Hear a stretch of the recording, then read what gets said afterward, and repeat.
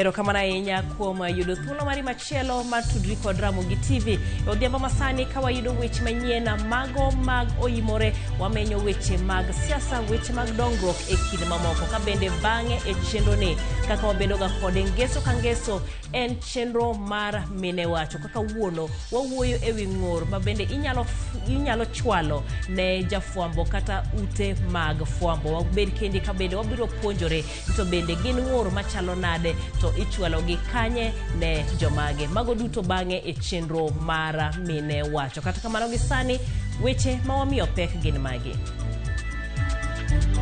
Saa hii bei ya unga iko 170, kupitia next week itakuwa 150, tukiteremusha inakuja chini. Jatend piny William Ruto olando ni bech mok kuon dhi dok piny nyaka siling 150 kilo 2 kochakore juma manyien. We have brought in a new headmistress, principal for that school, by the name Sister Jane Mbone Amukoya. Jatend migao mar somo Ezekiel Mashogo oriembe tich japuonj maduong' mar skund nyiri Mamukumu.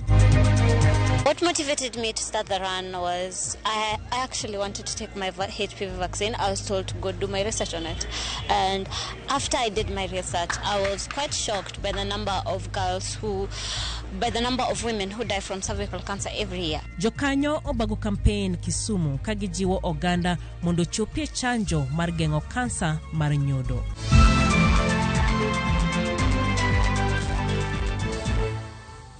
Machiegni nyinga Jailieta jaloko marwa en Elizabeth Otieno ka bende inyalo cholonwa ote magi kokale lai marwa mar ote machok ma en 23600 parni weche gi bende ka ionge kod tipu bende inyalo luwogi e mbui marwa mano Ramogi TV e Facebook kanyakla kod e YouTube.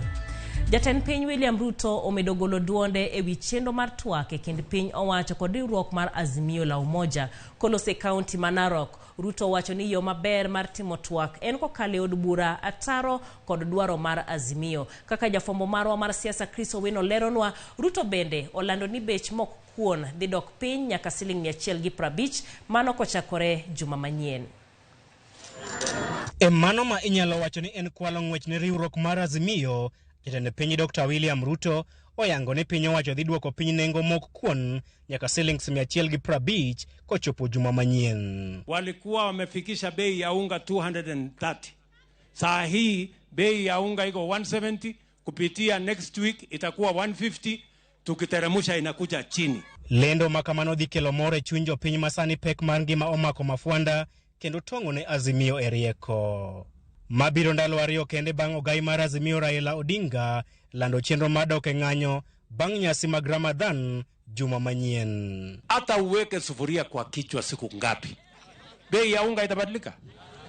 Usipoenda kulima shambani ndio ipatikane sufuria. Hata mimi nashangaa hii mbinu ya hii watu, nashangaa ni mbinu gani hii? Hii sufuria inawekwa kwa kichwa ni ya kupika kichwa ama ni ya kufanya kitu gani? Duoko piny nengo mok kuon en achiel kuom mise motegno mar riwruok mar Azimio e twak margi kod Kenya Kwanza.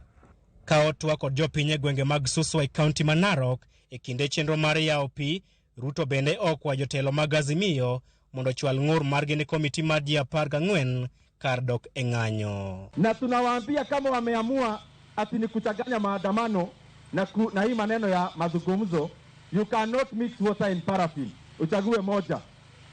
Na kama mumechagua maandamano, hatuna muda ya kupoteza na kuongea na watu ya maandamano. Waende bunge, wapeleke mambo bunge, tuongee huko, tutakubaliana, tutamalizana huko bunge, wananchi waendelee na kazi yao. Wach mar puodho mar Adhai Makedong bende ochuo chieng' e kinde ma jotelo mag oganda jo Masai okwayo Ruto mondo donjre e wachno. Kao duokogi, Ruto osingo mar tieko ywaruok ewi puodhono maromo ekas 70,000 kendo kwayo jodak ma Narok mondo owe wachno e lwete. Sasa nyinyi mnaajiri mtu, mnalipa yeye mshahara, alafu ile kazi mmeajiri afanye, nyinyi wenyewe mnataka kufanya.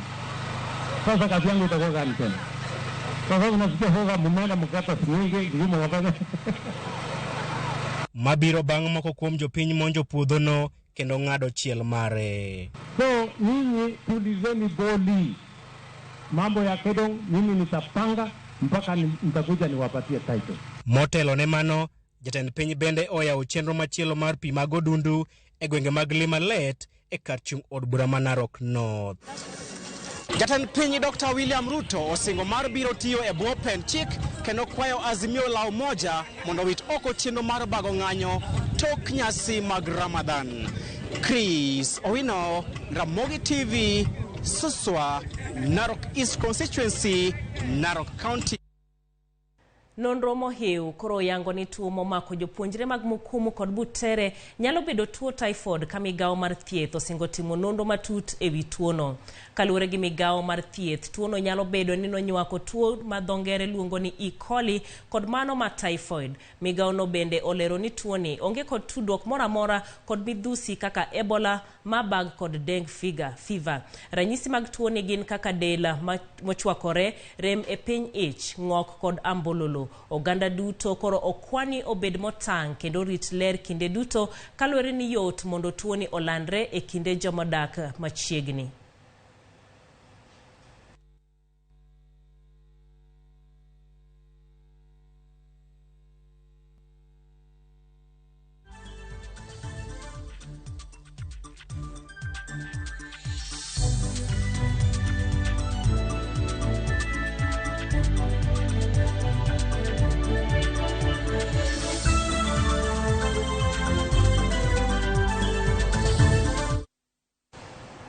Jatend migawo mar somo Ezekiel Mashogu odaro jatend skundi nyiri ma Mukumu Girls Frida Ndolo ka koro Jane Mbone emomi tich matayo skunduno. Mashogu bende oketho board mar skunduno kaluwore koda muoch mar tuo magalagala manyaka sani osenego jopuonjre 3 kod japuonj 1. Mashogu made olimo skundno okang' mokwongo nyaka ni lore jumbe 2 mokalo osingo loso board manyien e kinde mabiro. Sifros Okinda miyo aler. Jatend migawo mar somo Ezekiel Machogu tinende ni nolimo skund sekondar mar nyiri ma Mukumu jumbe 2 nyaka ne lore tok tuo magalagala muoch dwe 1 mokalo kendo nego ji 4. E limbe mare, Machogu nolorore skundno korango chal mar kuonde tedo, chiemo manie dero kod chal mar alwora mar skundno motelo ne kelo lokruok e moko kuom chenro mag skundno. Machogu oriembe tich jatend skundno Frida Ndolo kendo miyo Jane Mbone tich kaka jatend skundno manyien. We first want to convey our very sincere condolences to the 4 families that have been affected by this, considering the situation and the circumstances that we are in.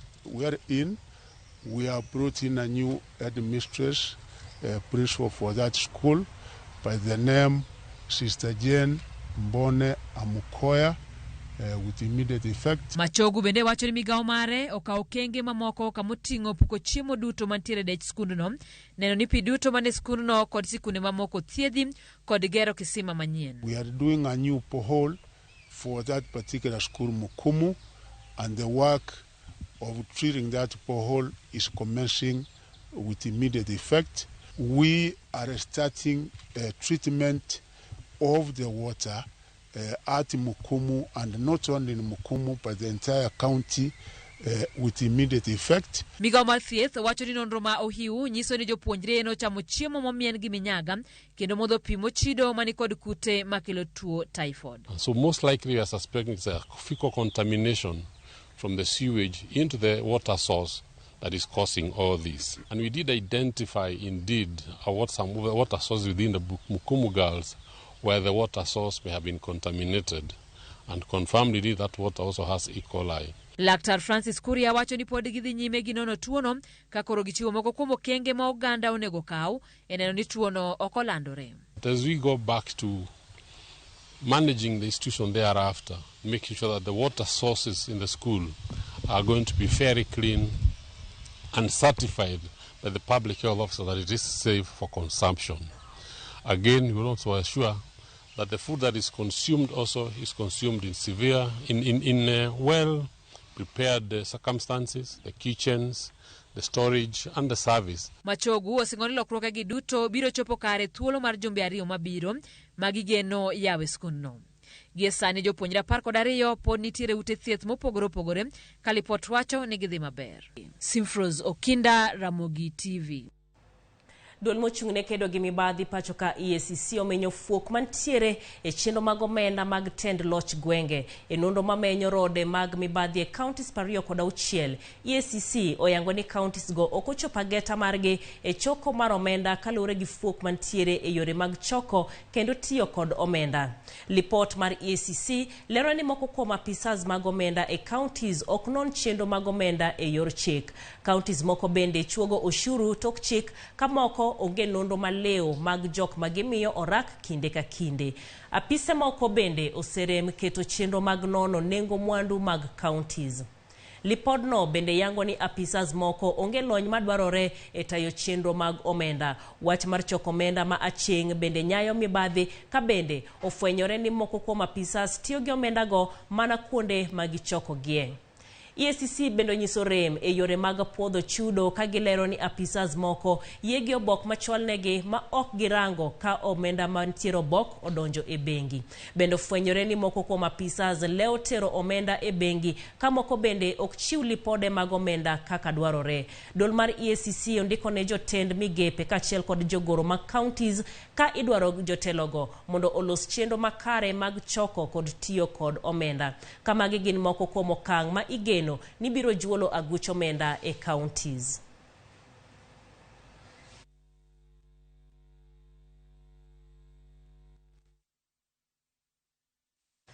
Thoth jotije piny owacho mabendo setieko chulo hola mag udi manegi kao mano midendo ni mortgages sani ok nyal yudo obokegi mag lopego kaluwore ni pok oket chenro mag yudo obokego e mbui ka bende okang' mabor miluwo mondo giyud obokego bende okelo ng'ikruok. Jagoro mongerore migawo mar udi kod dongruok Charles Singa nolero ni chenro mar keto oboke mag lope e mbui manyasani osebedo gi ng'ikruok mar teknoloji. Biro chuno mondo jotije piny owacho mosetieko chulo holagi mar gero udi kata mortgages mondo omed rito kuom kinde eka giyudo obokegi mag lowo. Support staff, can you help the members from the book? Kowuoyo e mbele kamiti mar od bura marango weche omenda odiechieng' manyoro, Charles Hinga, jagoro mongerore migawo mar udi kod dongruok, owacho ni ng'ikruok e teknoloji okelo deko e chwalo obokego. Almost 3/4 do not have title deeds of the properties that they've been paying. So we find that quite unfortunate. Again, we realize that under the PS docket, there are monies that are deducted from the civil servants and they don't reach his department. And it's a lot of money that ends up being an audit query where they were not supposed to be. So we are in agreement that we are going to work together with the PS to help him follow to get the payments that the civil servants have been deducted from their slips, yet it has not reached him. Our challenges really are not the law, as I mentioned. Our challenges sometimes are so many processes that sometimes don't add a lot of value. If we have to go to the CS Treasury for an approval, we wish we can be able to reduce that to one process. But if in the process you need to go and visit the CS Treasury, who's probably the busiest of the ministers 5 times, so you don't expect things are going to move very fast. Hinga okwayo lokruok e migawo mar omenda mondo oneni okas loso oboke mag lowo. So you don't expect things are going to move very fast. If you expect the CS Treasury to sign 10,000 titles in triplicates, then your bet is as good as mine as to whether the CS Treasury will have time to sit and sign 30,000 titles over one night. So there are some things that we need to ask ourselves, and there are better ways of achieving the same thing. Remember, the CS National Treasury in our dispensation is actually recognized as a body corporate. He's not a person. He's a body corporate. He has got his own law. It's called the statute law for the CS National Treasury. So if then that is the case, we need to look at other ways in which we can be able to fast track some of these processes so that things like the titling can move faster. Gi e kindeni, bad migawo mar udi kod dongruok ng'iyo mar tieko udi madirom 40,000 pachoka mapod igero e sama sirkand William Ruto tiyo kod chenro mar gero udi manengogi oyueyo kaka siro margi mar chwalo dongruok pachoka. Lipodno ema bende okelowa e giko mar okang' mokwongo ma chenro kata weche manyien mago mag OIMORE. Ka bende wadhi e yueyo machuok, waduogo kod twak marwa mar mine wacho kaka bende asingo ni odiechieng' ma kawuono taya menyowa wan kaka jofwambo kod ute fwambo gin ng'ur mage mabende inyalo kelo mano kaluwore koda tich ma osebedo ka watimo. Inyalo chwalo ote magi nikech bang' kinde machuok mano e twak mabende wabedo godo mine wacho odhiambo makawuono. Ka bende wendo na bende osemole studio kendi mano Esa Aduma mabende en jalup jakoma e duol noero mabende ng'iyo kata winjo ng'ur mabende ifwalo ewi jofwambo pacho kendi. Kik idhi mabor, waduogo bang' kinde machuok.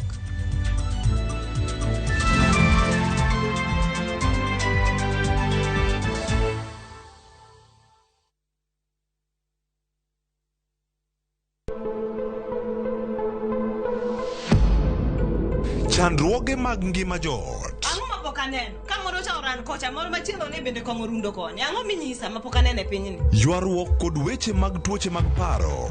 Api ok jane. In e janeko moingo kata pe. To gi hera kod kony kuom joma oluori. Yes, Dr. Please find time and help my daughter. Gik moko nyalo lokore mondo bed maber. To mana e rakido. Winam Cinema, Jumapil, saa 2:15 otieno. Mana e Ramogi TV. Kenyans are winning big on sharpbakey.com. Bet on these games now and enjoy highly boosted odds. Not for persons under the age of 18. Play responsibly. Shabiki.com is authorized and regulated by the BCLB. License number 416. Shabiki.com. Unlike other insecticides which are imported, Bolt is primarily manufactured with locally grown pyrethrum, which means that local farmers benefit and our economy grows. Buy Kenya, build Kenya. Welcome to cooking competition. You have 15 minutes to finish the challenge. Your time starts now. Wow, mama natumia raha premium ngano. Daddy, unga yako ni gani? Ni unga tu yangu ya ngano. Daddy chapo zako zinakaa aje? Akini za kiajabu ajabu. The mom ni nyami nyami and soft. Now you know. Kwa chapati nyororo laini na tamu, tumia unga wa Raha Premium ngano. Nyomok ngano mar Raha Premium kawuono e duka machiegni kodi.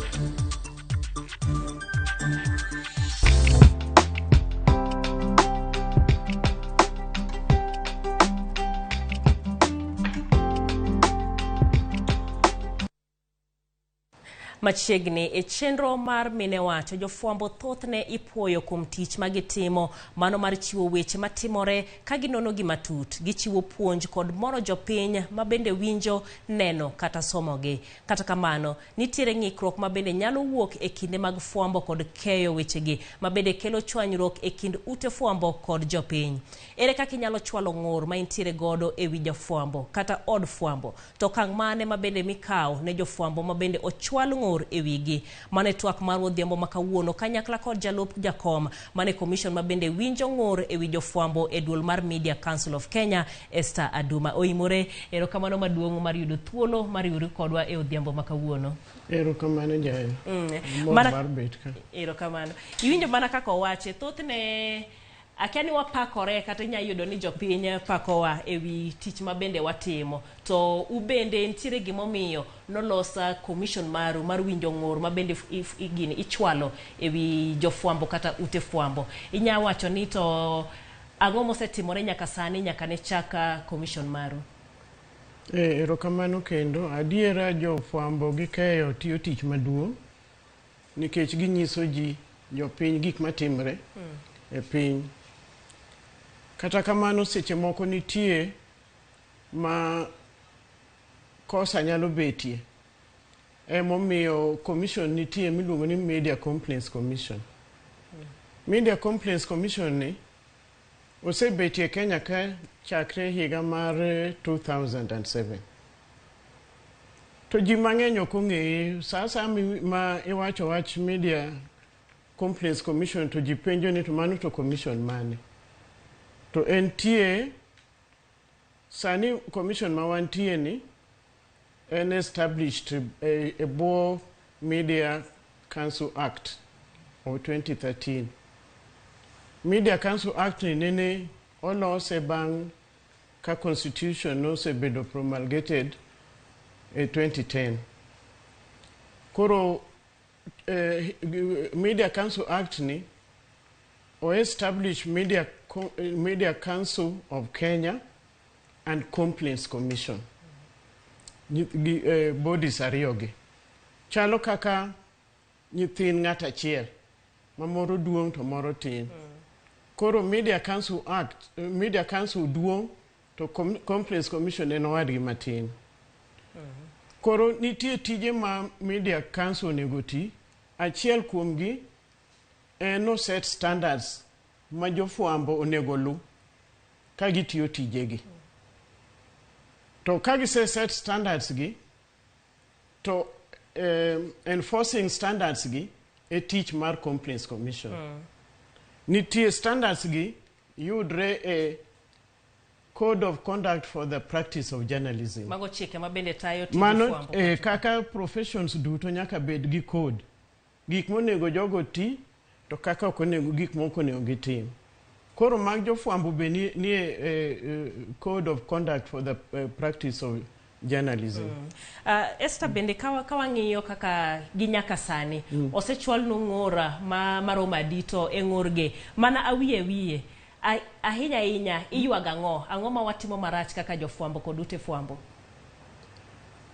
Ng'ur to ng'eny. Kaka sewacho ni ne en ochakre 2007. Nyaka sani en 16 years. Ng'ur to ng'eny mabiro makata wan sani wan kodgi, mamoko be pod biro. Ng'eni kinde mokadho matin gi ji osebedo ka winjo ahinya wach Media Complaints Commission. Ni ka in gi ng'ur to teri e Media Complaints Commission. Koro ji osepenjo Media Complaints Commission en kanye. Koro waseneno ka ng'ur biro kata mana ma Royal Media winjo nyoro wachna ni tie ariyo ma biro no. Ng'eny ng'ur en ni story kata mobedo manie gaset ok en adiera kako ndike gaset no. Kata en misleading adier gi mar miriambo ng'eno pogre. Miriambo to en miriambo kabisa. To gima mislead en gimo manotimore adier, to yo mokete chumbi moro oket kanyo makoro kako winjre opogre gi kaka en. Nitie moko bende ma ng'ato nyalo wacho ni nitie bias, ok ang'eni bias, ng'eni un gi words duto te mag luo e English. Okaw konchiel. Kata en gimoro mochwanyo privacy mar ng'ato, kata mar nyathi especially, kata gimoro moketho nying ng'ato.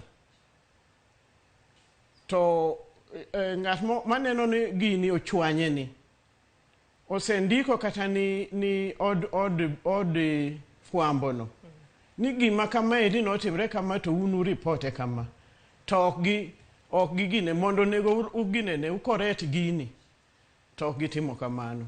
Koro ka gino koro biro irwa, koro wan kose biro koro warange to nyaka bed gi nkech gine chik wacho ni ng'ata man gi ng'ur e gimoro ma jafwambo kata od fwambo timo nyalo biro irwa, to nyako bed gi malure gi gima nie kod cha. ok ni ne ugoru e baka umer to kori ni gi jafwambo moro kori biro mano ok nyal tiyo go. So Esther adwa penji nikech chike matayo tijewa wan kaka jofwambo kanyakla kodun kaka commission une mung'eyo japiny kia gik matayo tijewa koro eno nyalo bet kacha to wacho niya jailieta ochwanya e ariya dek moko bo nyalo choponu complaints commission mana kitayo kirie wachne maler ne janeno odhiambo makawuono weche mage ahinya mabende ginyalo chwalo ng'ur margi ema nyisi ka ng'ato ka jafwambo odhi okawo story to story ni ochwanyo ng'ato nikech story no ok en adiera kata en misleading kata is not accurate nitie bias kata nitie weche mag privacy kata mar nyithindo kata ginene ondik gimoro about nyathi ondik nyinge oket picha ne kanyo kata ng'ato nende uluongo mondo ufwadho ginene udadhoge to kari record gini to ng'ani ok inyiso ni record gini kor kibro wuok gi recording ni to ng'acha to ok ong'eyo ni gino kara bedo recorded itiyo gi picha mar ng'ato ko ok umi thuolo mondo itim kamano koro magi e gima ng'eny misleading inaccurate privacy ketho nying nikech dwaro ni kaponi in gi story miyudo mar ng'ato miparo ni nyalo ketho nyinge kata business mare kata gimoro amora kodi ni standard ni dwaro ni idhi ir ng'ano igone simu kata idhi ire ikone ni an gi story machalo kama kuomi in tiwache ang'o nikech standard wacho ni sites ariyo mag story ni nyaka ubed reported koro dware ni idhi ir ng'ani kata iyud yo moro mi idhi go ir ng'ani mi ichopo go ir ng'ani mondo ikone ni in gi story moro kuome ento wache ang'o kuom story ni kendo evidence mar nende itemo mondo gine los kode nyaka ibed go sami biro irwan sama in jafwambo kakoro ibiro before us nyaka ibed gi evidence ni nena temo go simo ang'o manotimre sama ni goye gik machalo kamago to kata in gat mama ng'urni in be kibiro to nyaka inyiswa ni en ang'ono ka ne en gima nene nie gaset ne en tich adi to nowacho nang'o to ka ne en kaka TV kata radio ne en tich adi to ne en ang'o ere clip mar gima ing'ur about no nyaka ikelnwa nikech ok idhi bia ni wacho ni ng'ano timona kama to ionge gi gimotimo no mano nyaka ibed gi evidence nyaka imiwa gino ni to kakoro kaka sewacho ni en misleading gik mawachogo to ochwanyi e yo mane oketho nyingi koro ineno koro ginene kuom jopiny ginene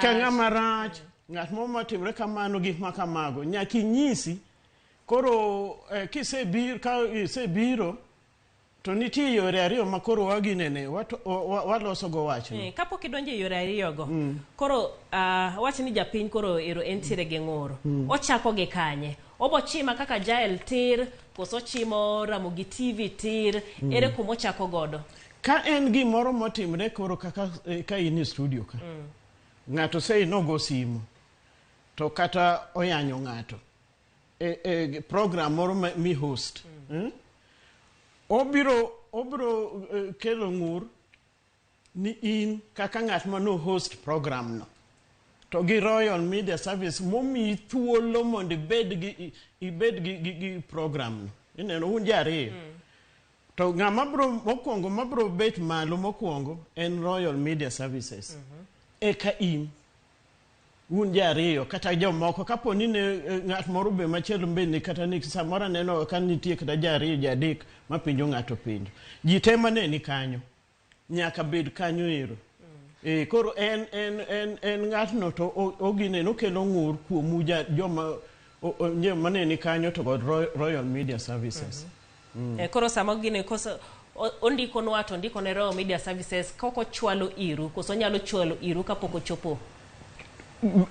Chutho onego ndik ni Royal Media Services mokwongo konyiso gini kama notimre program machalo kama mano bedo hosted by so and so gima kama no wachore to gino an gi ngur e wach gima no wachre no e yorni and misleading and inaccurate and you are biased ngat manone ginene kech chutho kineno ka ngato yanyo kata ngato ogo simo kan en radio kata en TV onegi stop gino kaka in ngat ma kaka host kaka sani ainya chike bende nyiso wani wabedo gi ntiere machine ma wabedo godo magino ok donje yamo chunge mondi kineno ka ngato do gine get out of hand kata ka ngat mi host to nyaki stop gino afadhali mondo program no rum gi kanyo moloyo we ngano mondo dhi nyime to ketho nying ngato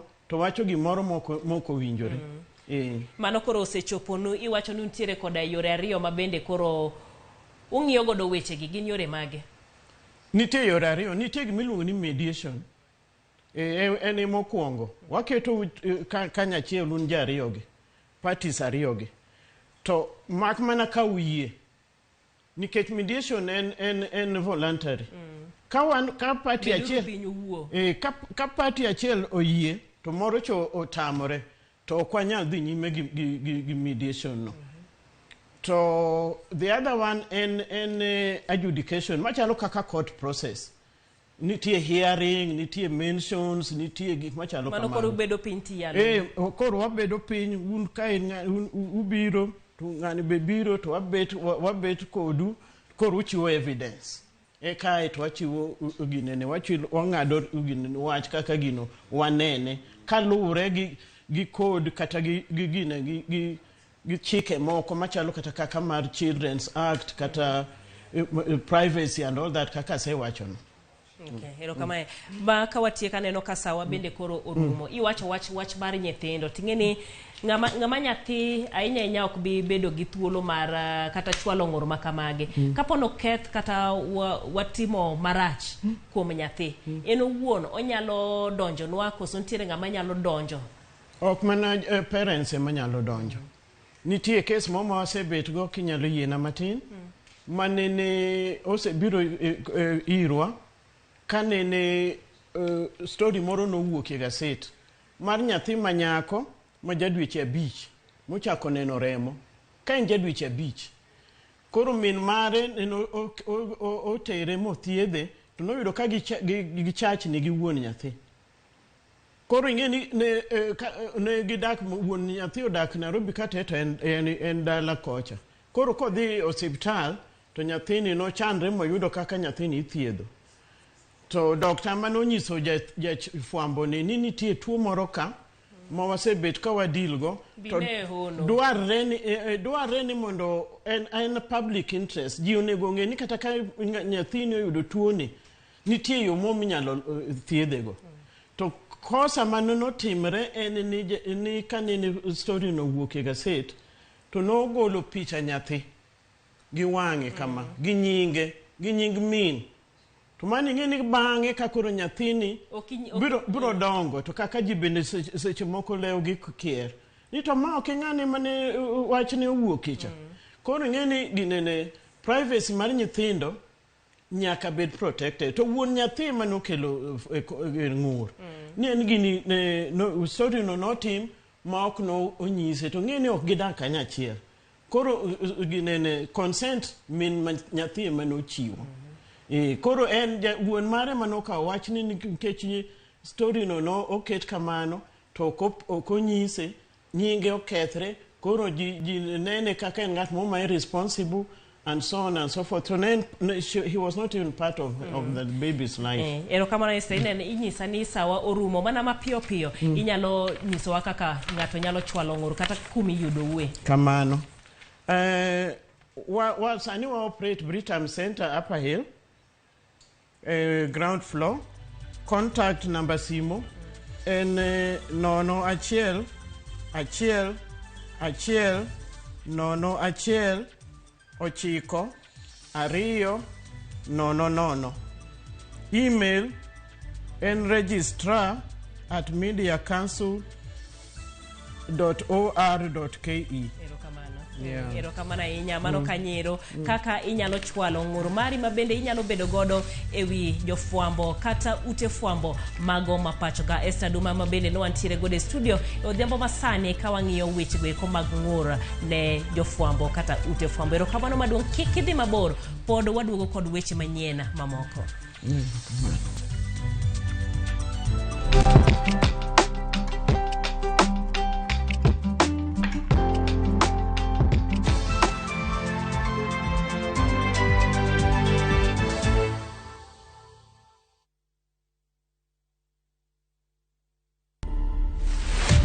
Kaka kuna kitu nimelan kwa hii life, my god, patience. Nimengoja hii driver's seat for 10 years. 10 years. 10 years nimengoja. That is how long between the first time and now? Yes. Okay. God does not fumble with you. No. I'm telling you, Cynthia, like God alikaivi akadecide this is it for you. Like you've been waiting for this thing. You've been waiting for this, now I'm giving it to you. Stop listening to others. Stop wacha kusikiza. Mbona unasikiza vitu? So in whatever thing that you do, just be yourself and do the best. To watch this story and more, download the Citizen Digital app. Scroll left on the menu bar to the exclusive videos portal. Once here, scroll the videos and find this and many more exciting stories lined up for you. Click on the video to play and enjoy. Kenya's #1 app, Citizen Digital.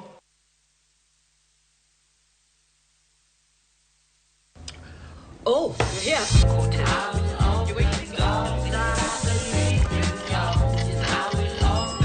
Friends becoming family. Home-cooked meal. Ice-cold Coke. That's the recipe for magic. Make your mealtime more magical. Buy any participating pack. Check under the cap to get your code and stand a chance to win free food shopping for a year, plus millions in instant cash, airtime, and shopping vouchers.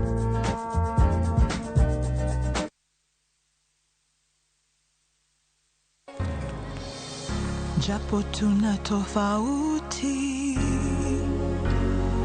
kila moja wetu ana sauti. Stop the bus. Tuinuane, ushirikiano wetu. Tuinuane, na ukaribu wetu. tuinuane, tuinuane. Tuko pamoja maishani, tuinuane. Tuko pamoja maishani, tuinuane.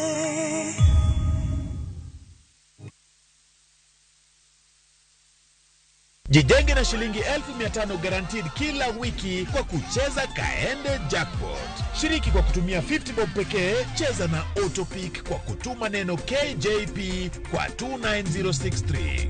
Not for persons under the age of 18. BCLB number 416.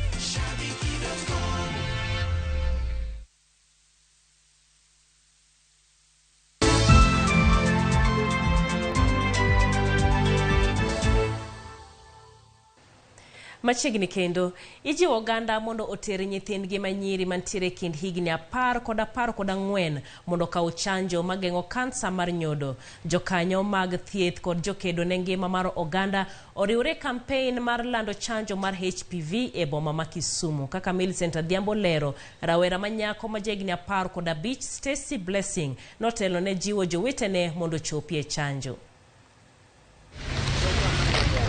Ng'wech mane otimore e boma ma Kisumu ne nigi ageta achiel mar jiwo oganda mondo chop yud chanjo mar geng'o kansa mar dhod nyodo.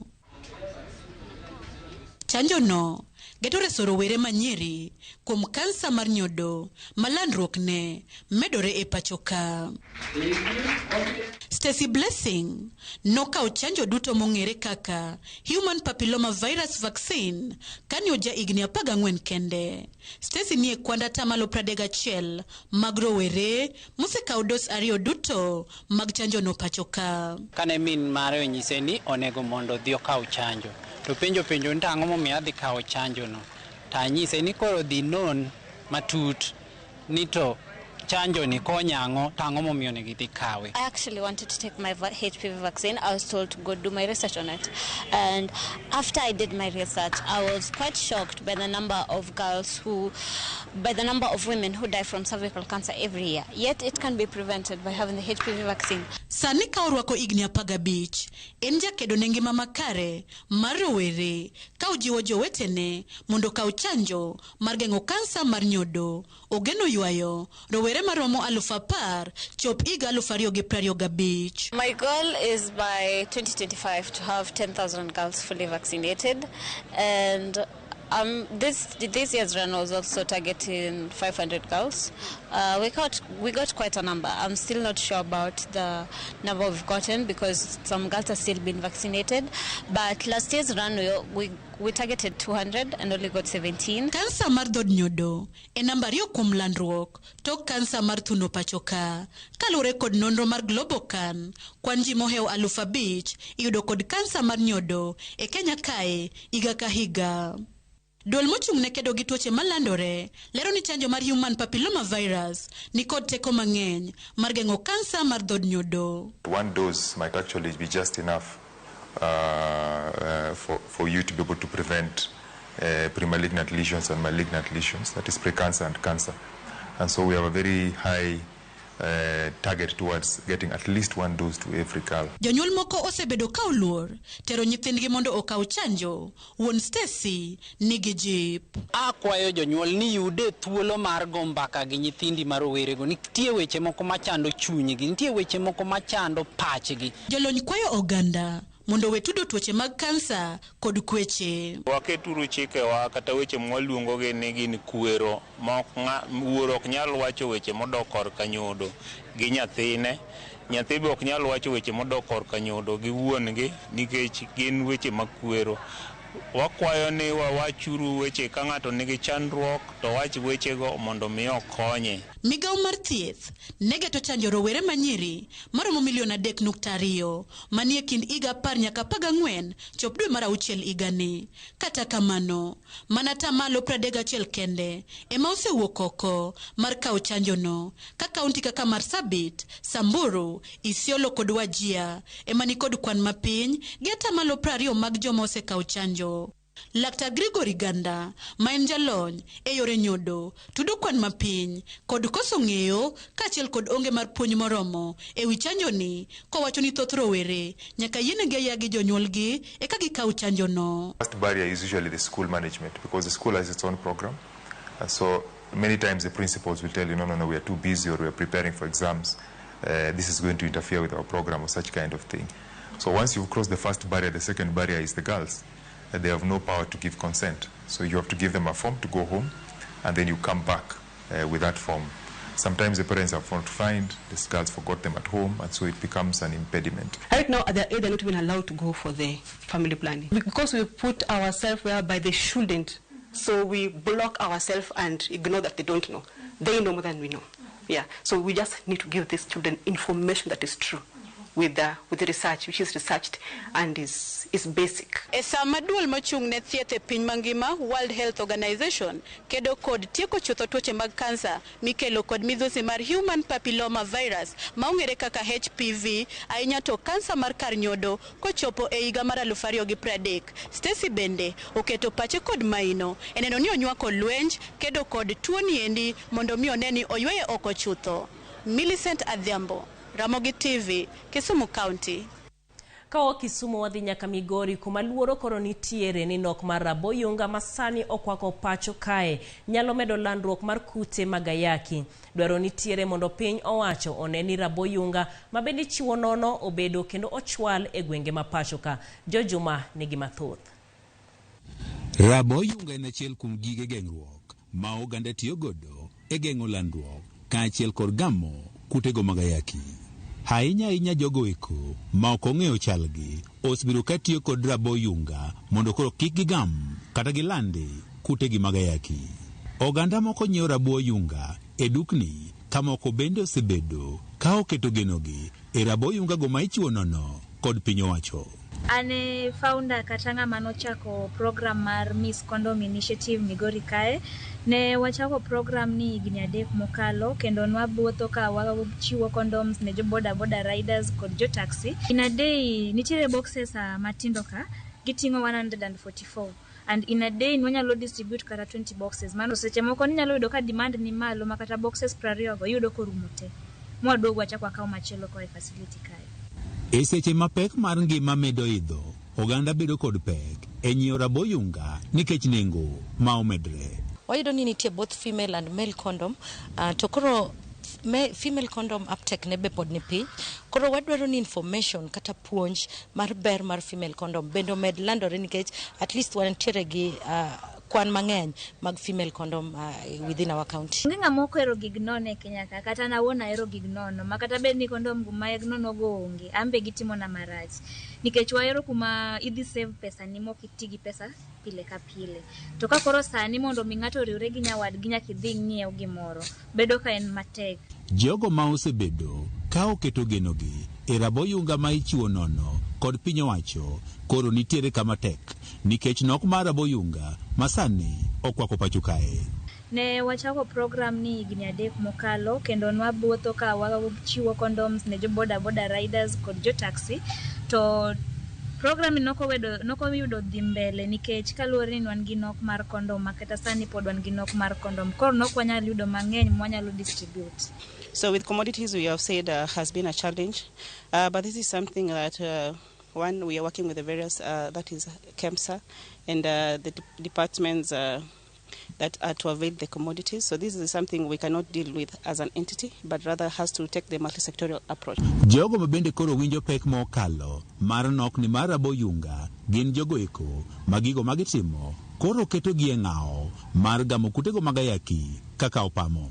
Lipot mawuok kuruogno mar piny owacho makedo kod landruok mar kutego mag ayaki e pacho kae mabende ong'ere kaka National Syndemic Disease Control Council yango ni opamo tiyo kod mok tin ne rabo yunga 76 e dwe ka dwe. The lifestyle mar female sex worker kete okang' mamalo mar gamo kute mag ayaki. As much as condom is one of the preventive measures, in Kenya mangima sani nitiere shortage mar condom. So we are saying let us have the rather open communications and of course in terms of priority settings and targets, so where a KP of course particularly to a sex worker has a condom requirement of 76 at least per month. Duol ni ma ochune kedo kod landruok mag kutego mag ayaki wachi nok mar rabo yunga koro dik pod dhi nyime kabende koro ber ka oganda bende koro biro kod budget moro maginyalo tiyo godo e nyiewo rabo yunga. As we foresee in the future, we shall still have condom shortages.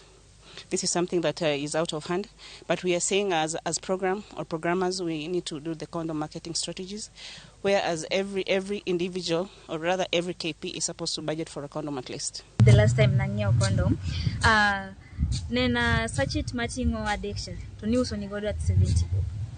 But sani, angadir ni gitere malo. County ma Migori en achiel kuom counties e piny Kenya ma jogo modak kod kutego mag ayaki koro pod nitie malo e atamalo 10.8 ka bende oganda e jiwo koro ti kod rageng' kaka rabo yunga. George Juma, Ramogi TV, Migori. Erokamano ahinya George Juma kuom ripodno. Chenro mag thieth kidek rochore e kaunti za 12 chakre juma manyien. Poni jochiw thieth odhi e ng'anyo kaka gilando. Riwruoge mag jochiw thieth ng'ur ni osach gi lewo ka gimedo ni gitie lwasi marach. Giramono gidhi e ng'anyo ka tend counties bende ywak ni piny owacho mamalo pok ochwalo negi omenda. Dano Londe nigi lipodno.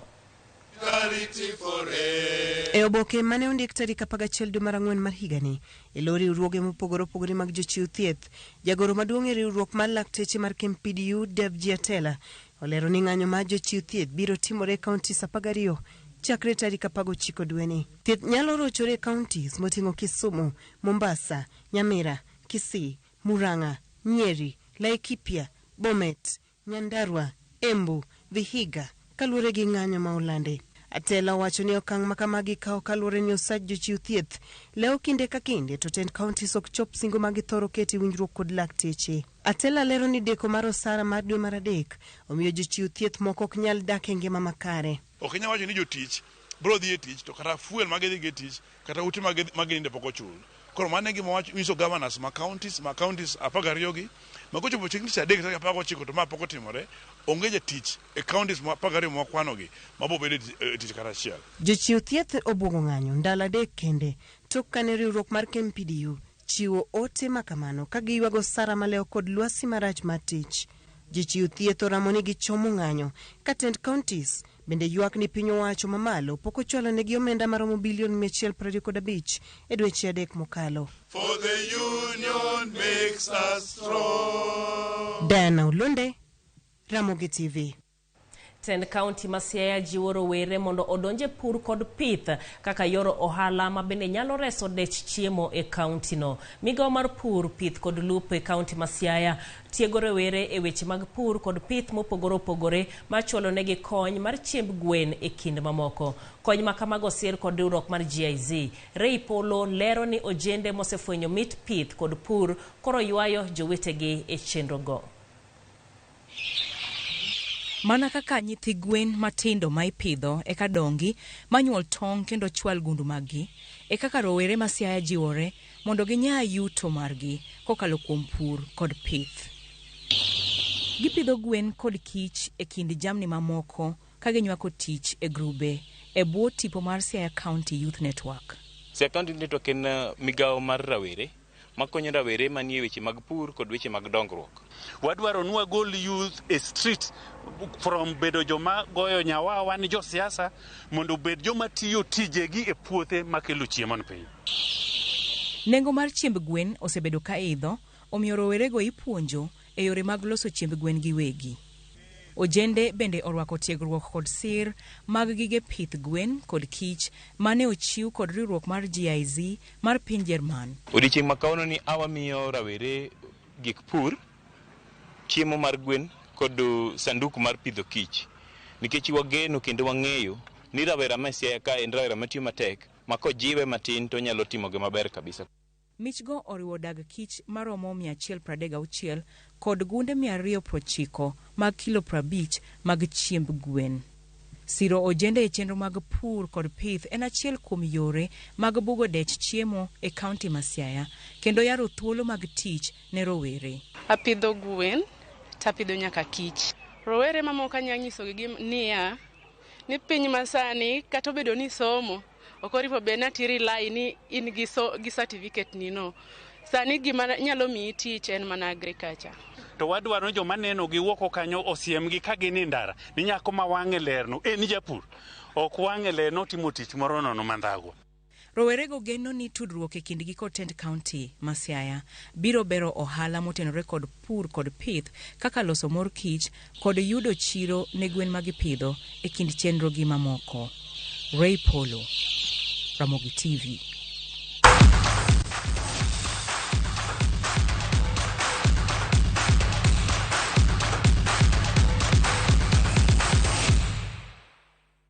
Wadonjo e paw tuke kuma club mar Migori Youth wuok chien gol achiel kuom nono kendo wuok amodhi gol achiel kuom achiel gi club mar Kajiado FC e alap ma Ildamat County ma Kajiado. Club mar Kajiado FC noyudo gol margi e dakika mar 2 kokalo kuom jatugo Seth Omondi kapok club mar Migori Youth yudo gol margi kokalo kuom jatugo Joseph Ochieng. Kodong dakika 4 to jotugo dhi e yweyo. Point achiel keto Migori Youth e thuolo mar 5 e chung timbe ka Kajiado omako thuolo mar 16 gi points 8.